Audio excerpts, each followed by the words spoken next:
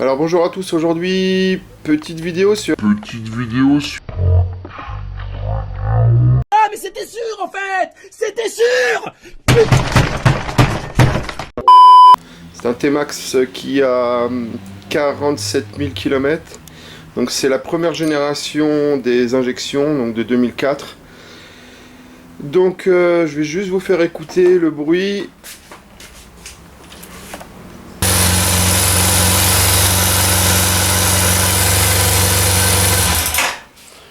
Donc comme vous pouvez l'entendre, il y a un petit bruit de distribution, enfin un petit bruit, un gros bruit. Donc je pencherai plus pour le tendeur de distribution. Donc c'est la première génération, ils avaient tendance à lâcher.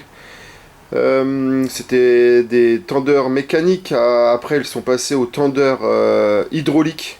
Il n'y a plus eu de problème depuis. Donc je vais aller regarder tout ça. Concernant le démontage du véhicule, lors d'une dernière vidéo, j'avais fait le démontage pour aller chercher le démarreur. Bah là c'est exactement le même démontage.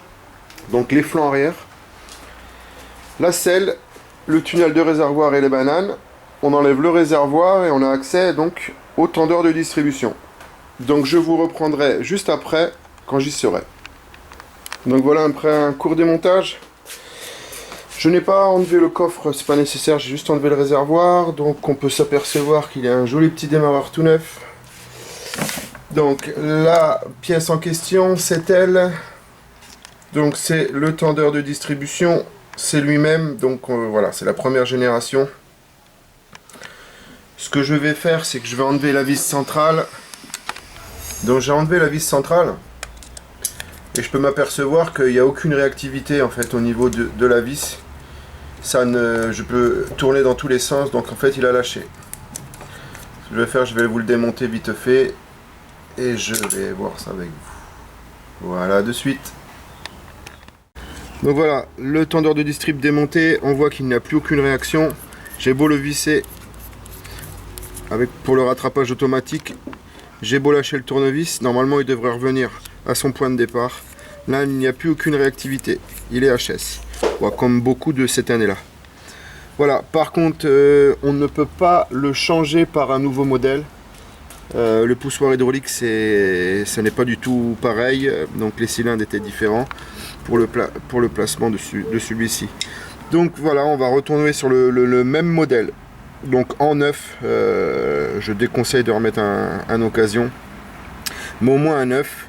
Je lui ai conseillé moi de faire la distribution avec les patins, puisque ça a été un souci. 47 000, c'est pas encore critique, mais je pense que pendant qu'on y est, on aurait pu le faire. Donc il veut rester juste uniquement sur le tendeur de distrib. Bon voilà, je vous reprends. Donc le propriétaire du T-Max a préféré qu'on fasse la distribution complète avec tendeur. Donc je vous énumère juste un peu vite fait les pièces. Donc bon, on a le filtre à huile normal. Donc avec l'huile, nous avons le tendeur de distribution neuf. Nous avons la chaîne de distribution, le patin du cache-culbuteur, le tendeur, le joint du tendeur de distribution, le joint de vidange, le joint du carter de pompe à eau, enfin d'allumage, le joint du cache-culbuteur, ainsi que les petits 3 toriques sur les durites de pompe à eau. Donc je vous mettrai toutes les références en description. Je vous reprends tout de suite après concernant le démontage du T-Max, donc pour le montage de la chaîne de distribution et toute la série de joints et tendeurs. Voilà, de suite. Donc voilà, pour le démontage donc, de la partie cycle, donc nous allons démonter le marchepied, le bas de caisse, les petits carénages sur les côtés, la grille de radiateur. Donc nous aurons accès donc au cache-culbuteur, nous aurons accès au carter de pompe à eau qui se trouve ici. Donc voilà, concernant l'habillage, donc pas grand chose à montrer, hormis donc quand on lève le tapis, les vis du petit plastique devant, il y en a 2 aussi devant, les 3 vis qui sont ici pour le marchepied et le bas de caisse. Donc déjà, on l'aura déjà pas mal démonté, on aura accès à beaucoup de choses. Voilà, à de suite. Donc voilà, après avoir démonté l'habillage, donc la grille de radiateur, le marchepied gauche, les deux bas de caisse, donc j'en ai profité pour faire la vidange moteur et la vidange du circuit de refroidissement. Donc je vais commencer par démonter le carter. Donc on a le filtre de transmission. On va enlever le petit cache chromé et celui-ci, et après on va enlever la série de vis. On va accéder donc au stator. Et surtout l'accessibilité donc à la chaîne de distribution qui se trouve derrière le rotor. Donc pour le démontage, rien d'exceptionnel. La série de vis autour du carter, 2-3 vis au centre. Et donc on peut accéder facilement donc, à ce carter. Donc nous avons le stator qui est juste derrière, ça va coller un peu avec le rotor. On se retrouve donc juste après. Donc voilà, donc j'ai enlevé tout ce qu'il y avait autour, la série de vis. Je préconise de changer les 3 joints toriques, donc celui qui est en dessous, celui-là et celui-là, parce qu'à 95% quand vous les remontez, c'est pas pour le prix que ça vaut 2 € pièce, mais à chaque fois que vous les démontez, vous ne pouvez pas les remonter, ça fuit dans 95% des cas. Donc en fait, vous enlevez ces 2 durites, vous avez donc ces joints toriques là, bon de toute façon celui-là il est mort, il est tout sec. Mais même si vous les avez changés récemment, de toute façon, ils fuient au bout d'un moment. Bon, ceux-là, ils sont cassants. Donc, celui-ci également. Donc, j'enlève le carter.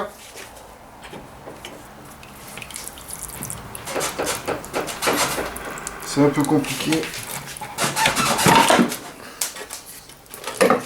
Donc, voilà, vous avez accès, donc, à l'embrayage exactement. Donc le stator, le rotor et moi ma chaîne de distribution se trouve juste derrière. Donc il faut que j'enlève le rotor. Vous avez la roue libre de démarreur. Vous avez donc le tendeur de distribution qui se trouve ici avec sa vis et donc la chaîne de distribution qui s'enlève d'ici. Donc voilà, une fois arrivé là, je vais enlever le cache-culbuteur. Donc pour enlever le cache-culbuteur, je vais décaler le radiateur. Je vais enlever la rampe d'injection pour la décaler, ça devrait passer, et enlever la série de vis du cache-culbuteur. À partir de là, je vais avoir accès donc aux pignons de distribution, aux arbres à cam et tout ce qui s'ensuit. Donc je vous retrouve juste après. Allez. Donc je vous reprends. Voilà, j'ai démonté donc la rampe d'injection. Bon, j'ai enlevé les 2 antiparasites. J'ai enlevé la petite boîte qui se trouve en bas de la boîte à air où il y a de brancher donc le reniflard. Donc je l'ai enlevé complètement, donc cette petite boîte. La rampe, je l'ai juste décalée. Donc voilà, j'ai accès donc au cache-culbuteur. Juste un petit souci au niveau d'une vis, c'est toujours la même quand le véhicule est un peu kilométré. En fait, vous avez la vis qui tient, donc ce cache-culbuteur, on ne peut pas la voir ici, il y a les pipes d'admission devant. Donc la vis, donc cette petite BTR de 5, enfin de 6, qu'on enlève avec une BTR de 5, est toujours grippée parce que l'eau s'accumule en fait à ce niveau-là, et donc cette vis grippe. Donc elle se situe donc entre les 2 pipes d'admission. Donc je vais essayer, donc moi à chaque fois je balance du WD-40 le temps que je démonte tout autour pour pouvoir bien y accéder et pouvoir bien la démonter tout de suite après. Donc je vais essayer d'enlever la série de vis et notamment cette vis. J'ai déjà eu le cas qu'elle casse directement dans la culasse, donc bien faire attention à cette vis là. Je vais regarder ça. Je vous reprends tout de suite. Donc j'enlève le cache-culbu. Et après, démontage donc du rotor avec la roue libre de démarreur. Et on va accéder donc au tendeur et ainsi que la chaîne de distribution. De suite. Donc je vous reprends. Donc j'ai extrait le rotor avec la roue libre de démarreur. Donc il faut un plateau pour l'arrachement du rotor. Malheureusement je l'ai prêté, donc je l'ai fait à l'arrache 3 branches. Bon, ça se fait aussi, je l'ai mis en pression, un petit coup dessus, il est venu très facilement. Donc ce qu'on peut voir, donc on voit le premier tendeur de distribution, Donc ça, c'est la chaîne de pompe à huile. Je vais sortir la pompe à huile pour pouvoir l'enlever. Et nous avons donc la chaîne de distrib qui se trouve ici. Concernant donc le cache culbuteur, donc j'ai pu l'extraire. J'ai un peu galéré avec cette fameuse vis qui se trouve donc comme je dis entre les deux pipes d'admission. Derrière vous avez un puits, donc c'est là où l'eau s'emmagasine. Laissez-le baigner pendant que vous démontez un petit peu tout. Laissez-le baigner au WD-40. Vous la tapotez un petit peu sur la tête et elle va venir. Là elle a eu un peu de mal, donc je vais la changer parce qu'elle a dû s'allonger un petit peu. N'hésitez pas à les remettre toutes avec la graisse. Voilà, donc je vais extraire donc les arbres à cam pour pouvoir sortir donc la chaîne de distribution ainsi que le tendeur. Voilà, ça c'est une petite manipulation. Donc au niveau de la pompe à huile, voilà, juste la chaîne de pompe à huile. Je vais donc sortir la pompe à huile pour pouvoir la sortir. Voilà, c'est une petite manip très simple. Après pour le calage, donc voilà, il faut quand même avoir des petites notions, mais quand on a les bons repères, ça se passe très bien. Bon, je vous reprends, à tout de suite. Donc je vous reprends, donc j'ai pu enlever la chaîne de distribution. J'ai décalé la pompe à huile pour pouvoir sortir la chaîne de pompe à huile. J'ai sorti les arbres à cam. Donc bien faire attention au poussoir, c'est-à-dire qu'avec l'huile, quand vous enlevez les arbres à cam, ça fait effet ventouse. Et vous sortez le chapeau sans le vouloir et la pastille tombe. Et il faut que vous puissiez le voir que la pastille est sortie. Donc bien faire attention que ça ne fasse pas ventouse avec l'huile. Donc voilà, je vais remettre donc l'étendeur de distrib neuf. Et je reprends avec vous lors de du calage de la distribution. Donc voilà, donc j'ai remis donc le tendeur de distrib, la chaîne neuve. J'ai renquillé la pompe à huile avec sa chaîne. Donc je vais remonter toute cette partie là pour la simple et bonne raison que sur mon carter et sur mon rotor, j'ai mon repère pour être en PMH, en point mort haut, c'est-à-dire les pistons au maximum de leur course. Donc je suis obligé de faire ça pour faire donc le calage de la distribution. Donc quand vous avez remonté la pompe à huile avec sa chaîne, donc tout le système avec le tendeur. Alors voilà, je vais remonter d'abord cette partie là. Donc j'ai remonté le tendeur, la chaîne neuve, la pompe à huile avec sa chaîne. J'ai remis la couronne de la roue libre de démarreur, la clavette. Donc je vais remettre le rotor, bien faire attention à ce que la clavette soit bien mise. Je remets mon rotor.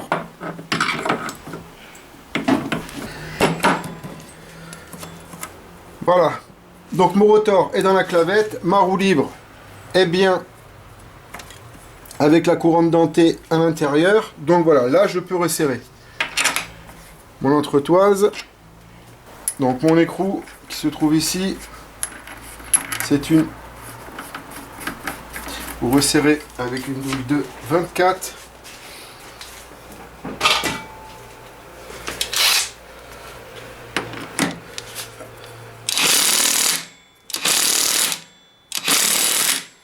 Tenez bien le rotor en même temps, faut pas que ça tourne. Donc voilà, moi là, okay, je suis OK. Mon pignon lanceur avec le démarreur, voilà. Donc je vais remettre le joint neuf, bien nettoyer la portée de joint, remettre mon carter en validant, c'est-à-dire que ma pompe à huile, en fait il y a le petit pignon qui coïncide avec la pompe à eau, c'est-à-dire qu'il faut tout aligner en même temps. Donc vous tournez votre moteur de façon à vous retrouver un repère et vous renquillez tout dedans. De toute façon, vous ne pouvez pas remettre le carter sans que ça soit en face. Donc vous ne pouvez pas vous tromper. À partir de là, nous allons mettre notre rotor donc au repère et nous allons commencer donc le calage de la distribution qui est assez simple. Bon voilà, petite précision juste avant de remonter le carter. Si votre véhicule approche les 40 000 km, faites un petit check de l'embrayage à disque. En général, 40 000 km, on est dedans. donc disque lisse et disque garni à contrôler. Deuxième chose à contrôler, donc c'est votre stator. Donc sur les 18 bobines, si vous envoyez une de noircie, faites attention parce que c'est un peu la maladie là-dessus, c'est le stator qui grille, donc si ça représente la charge de la batterie. Troisième chose, donc quand je remonte au niveau de cette fiche, je remets de la pâte à joint pour éviter les quelconques fuites. Même avec un joint neuf, on peut avoir à travers le caoutchouc, avec la pression d'huile, des petites fuites. Donc remettre juste là de la pâte à joint, donc je vous parle de ça à l'intérieur. Et la chose que je vous parlais tout à l'heure, c'était le calage donc de la pompe à huile et de la pompe à eau. Donc je parle de ce pignon-là et de ce pignon-là.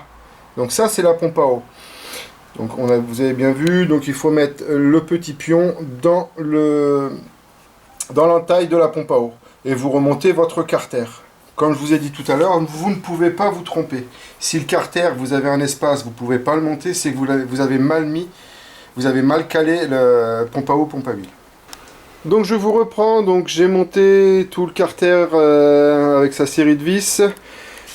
Pour le commencement du calage de distribution, donc vous avez un petit bouchon à enlever à ce niveau-là. Vous avez donc votre premier repère de calage, c'est-à-dire le repère du point mort haut. Vous le calez avec le petit appendice que vous arrivez à voir peut-être sur le haut, voilà. Là, vous savez que vous êtes en point mort haut. Donc à ce niveau-là, vous placez vos arbres à cam. Donc si vous vous êtes trompé in et ex, voilà, échappement et admission, vous placez donc, vous commencez à placer vos arbres à cam sur les repères que je vais vous indiquer avec une petite photo. Vous avez vos repères, donc le petit orifice ici et ici dans les deux arbres à cam. Il faut qu'il soit donc au plan de joint. Vous avez les lettres E et I, E et I, donc vous êtes dans le bon sens. Donc voilà, moi j'ai commencé par mettre le premier arbre à cam donc d'admission. Celui d'échappement, quand vous le mettez, vous allez être un petit peu en bascule. Donc mettez le doigt au niveau du tendeur de distribution. Pour pas que la chaîne saute quand vous allez serrer. Donc moi je commence par mettre 3 vis, je mets mon tendeur et je fais le tour, un tour ou 2 tours d'ailleurs, pour savoir si tout est bon. Donc vous tournez avec le gros écrou de 29 côté droit du véhicule du variateur, voilà, pour bien vous caler. Donc c'est quelquefois, moi la première fois que je l'ai fait, je m'y suis pris à 3 fois, donc voilà, si c'est la première fois pour vous, voilà, c'est juste un petit peu galère parce que la chaîne, elle saute. Donc voilà, n'hésitez pas de le mettre en tension au niveau de l'orifice du tendeur de distrib avec le doigt, ça suffit. Au pire, vous le faites à 2, mais ça se fait bien. Voilà, je vous reprends après, donc je vais mettre l'intégralité des vis donc sur les arbres. Je vais faire 2 tours avec vous et je vais vous faire voir comment on place le tendeur de distrib. Voilà, à de suite. Donc voilà, on reprend donc pour le tendeur de distrib neuf. Donc dans la vidéo avant, je vous avais fait voir donc l'ancien qui n'avait plus aucune réactivité. Donc quand il est livré avec cette petite appendice. Donc quand vous le tirez,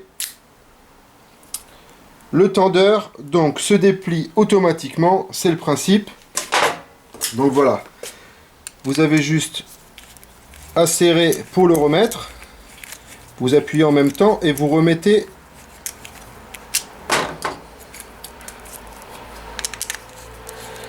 on reprendra. Donc vous avez juste à renquiller dedans, comme ça vous êtes au maximum. Donc quand vous l'enquillez dedans, vous le serrez, joint neuf, et après vous avez juste à tirer le petit appendice et il sera déjà tendu. Donc une fois que vous avez serré votre tendeur, vous avez juste à enlever donc cet appendice et votre tendeur de distribution est au maximum et a tendu la chaîne. Voilà. Donc vous avez qu'à maintenant faire 1 ou 2 tours de moteur pour être sûr de votre travail. Et après, remonter donc l'intégralité des choses comme vous l'avez démonté au début. C'est-à-dire donc le cache-culbuteur, la rampe d'injection, le haut de la pompe, la boîte à air, le radiateur. Donc voilà, pour le calage de la distribution et tout ce qui s'ensuit, le remontage, vous faites comme on a démonté au début, donc c'est pas tellement difficile. Un redémarrage, de l'huile neuve, et on se reprend tout à l'heure. Voilà, le calage de la distribution est fait, donc je vais vous mettre à la fin le schéma exact pour le calage de la distribution. Les références donc en description. C'est une intervention donc qui se fait bien, il faut juste être minutieux et ordonné. Le T-Max, c'est pas le moteur le plus compliqué, donc voilà, ça se fait bien. Juste un petit peu de patience par rapport au démontage, parce que c'est quand même assez impressionnant. Mais ça se fait vraiment bien, tout est accessible comparé à d'autres véhicules où il faut tout démonter. Allez, merci à tous, à bientôt.